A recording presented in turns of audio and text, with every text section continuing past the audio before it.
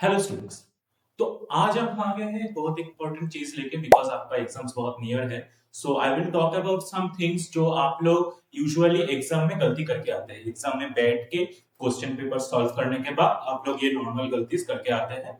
So I will give you suggestions about it and so that you don't make this mistakes. So पहला thing है बहुत important, पोर time management. आप लोग exam का paper मिलने के बाद आप लोग वो क्वेश्चन पूरा पढ़ते हैं, फिर आप लोग डिसाइड करते हैं कि कौन सा आंसर करना है नहीं करना है, and all of this result से आप लोगों का एग्जाम का टाइम का जो डिस्ट्रीब्यूशन है वो गलत हो जाता है। So what we are suppose to, हम लोग पहले क्वेश्चन लेंगे एंड शुरुआत से क्वेश्चन सॉल्व करना चालू करेंगे, and as we solve it हम लोग देखेंगे कि अगर ये क्वेश्चन हमको नहीं आता वी विल मूव ऑन।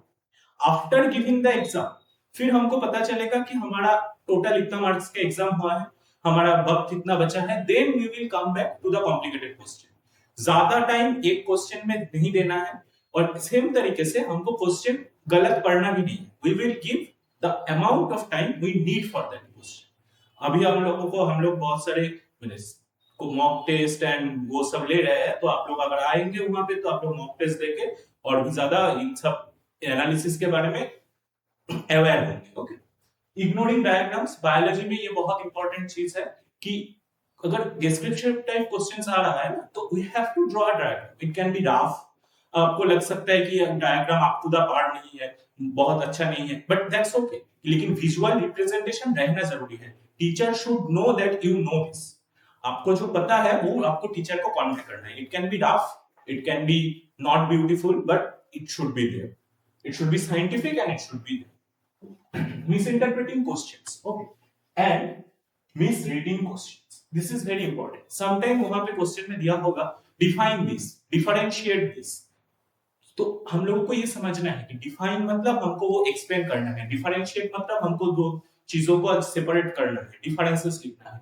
ये सब छोटे छोटे टर्मिनोलॉजीज आपको याद रखने हैं एंड उसको लेके आपको अवेयर रह के एग्जाम देना है। एंड मिसरीडिंग क्वेश्चंस, कभी कभी क्या होता है क्वेश्चन में ऐसा आता है कि which of this are not the example, इनमें से कौन सा व्यतिक्रम है, इनमें से कौन सा एक्सेप्शंस है। सो वहां पे क्वेश्चन में क्या चाहिए आपको, क्वेश्चन में वो पूछ रहा है कि असर्शन बोलिए या फिर पूछ रहा है कि कौन सा नहीं है वो बोलिए, ये सब आपको देखना है फिर आंसर करना है। Okay, avoiding core concepts and inadequate terminology. जो क्या होता है ना कि हम लोग बहुत ज्यादा बायोलॉजी को अंडर एस्टिमेट कर देते हैं। हम लोग बायोलॉजी को अंडर एस्टिमेट करने के बाद हम लोग कॉन्सेप्ट्स पूरा क्लियर नहीं करके थोड़ा रट्टा लगा के चले जाते हैं। That will not help you.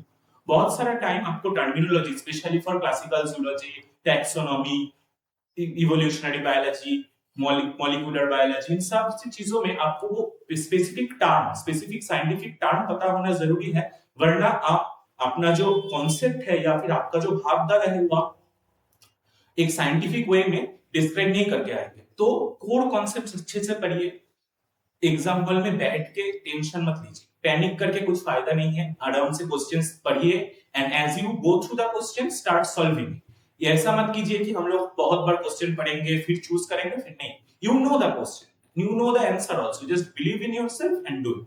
और फॉर भी फर्दर अपडेट्स के लिए हमारा बुकमार्क्स वेबसाइट में जाइए, बुकमार्क्स के फेसबुक चैनल है, बुकमार्क्स का यूट्यूब लाइव आ रहा है, हम लोग लेके बहुत सारा हम लोग मॉक टेस्ट लेके आ रहे हैं। So go through with all of this and prepare yourself for the exam. Best of luck.